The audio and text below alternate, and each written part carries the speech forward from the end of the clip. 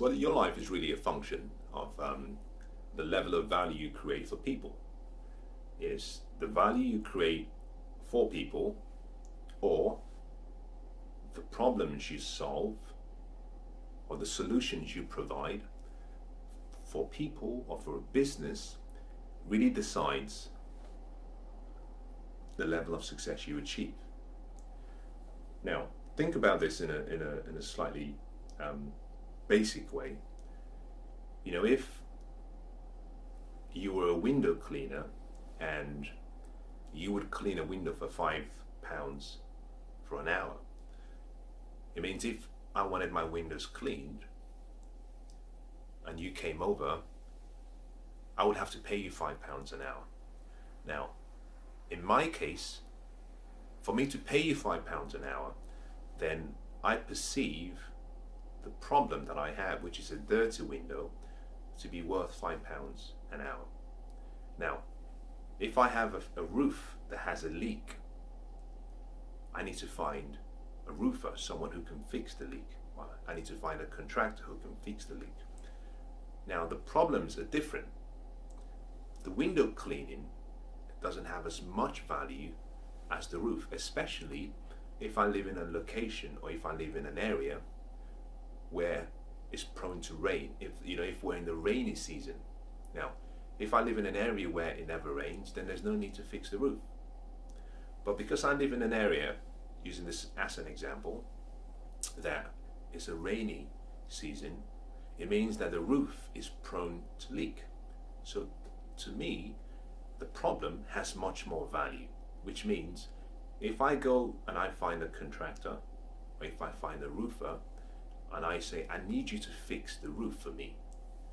Now, his hourly rate will be much higher because the perceived value to me is much higher. So to increase your level of success, and this is more financial success I'm talking about now, is you need to just increase the quantity and the quality of the problem you solve. Now, when I talk with friends and I talk to partners and business colleagues, and even when I speak, one of the things I say is we are led to believe that the world needs ideas. Well, ideas do not make you wealthy. Now, that might come as a shock or as a surprise. The reason is simply because, yes, ideas are important. The world we live in today is really influenced by people's ideas. Ideas are very important, but ideas are only as valuable as the problems they solve. If you travel all around the world, if you go to Africa, if you go to Asia, if you go to America, if you come to Europe, there's something you would come to the agreement on, and that is that the world is full of great ideas. Great ideas do not make you wealthy. Great ideas do not change the world. What makes you wealthy, or what changes the world, is an idea that can solve or is a solution to the present problem or to an expected problem in the future, and bringing that problem down to a place where you can actually provide a solution. So really, to add value to people's lives, you simply have to remove the problems that they experience and create comfort for people. If you take away my problems and create comfort for me, I see you as more valuable. On the other hand, you can have an amazing idea, but if that idea does not change my condition, does not change my life, then it's of no value to me.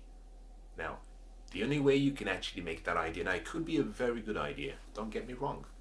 You could have a very good idea, but what you have to do is perhaps stimulate or arouse in any way that you want to an environment where the perception of the idea becomes perhaps more, you might say, more attractive. But at the bottom at the foundation to all success is that you must become someone who creates value. And you do that not by bringing out new ideas. Actually, the world is full with so many ideas. We've had 7,000 years of recorded history, and in the time, we've had amazing ideas. The people who have made a difference in the world have not been those who have come up with unique ideas. The people who have made a difference have been people who have taken an existing idea and applied a different method to solving a new problem or to solving an existing problem. So rather than spend your time thinking about, I have to come up with a good idea, I have to come up with a good idea, why don't you just look around you and say, what are the similar problems that people have? Now, once you identify that problem, then go to the next stage of saying, what is the perceived value of solving the problem for each person? Because there are different levels of problems. So for example, if you live in a community of, let's say there are 30,000 people, and of the 30,000 people, a third have one problem, and that problem is shared amongst all of them. Let's say the perceived value of that problem is, say, £2. What that simply means is that you can make £20,000 from solving that problem. Let's take it a step back again. You live in a community of 30,000 people. 1/3 of them, which is equivalent to 10,000, have the same problem that they need solved. If the perceived value of that is £2, then it means you make £20,000 for solving the problem. Now, on the other hand, you could have, in the same community, you could have 6,000 people. Check this out. 6,000 of the 30,000 have the same common problem, but their problem is not a problem that is resolved once. It's a reoccurring problem. And for every time it reoccurs, you can make £1. Now, what that simply means is that for every time you solve the problem, you make £6,000. Now, if the frequency of occurrence of that problem is perhaps every 4 months, then what that simply means that on an annual basis every year that you get paid £24,000. Now compare £24,000 to £20,000. The £24,000 is a regular payment that you get every year. The £20,000 from the first example is simply a one-off payment. So you see, it's not about having an idea. It's about understanding the type of problem, the quality and the quantity of problem, and whether the problem reoccurs.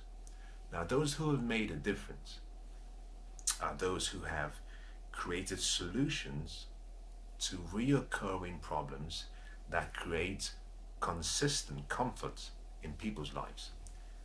So to change your life and to push yourself and put yourself in a position where perhaps you're compensated in a way that you feel is appropriate to your dreams and your goals and your desires, start by looking around you where you are. Now remember this, the grass is not always greener on the other side. It's just grass. Your acres of diamonds is often where you are. Look around you, find a problem that exists, evaluate the problem, see if you can provide a solution, see if the problem is something that reoccurs, see if you can provide comfort consistently for those people around. That could be the key to your success.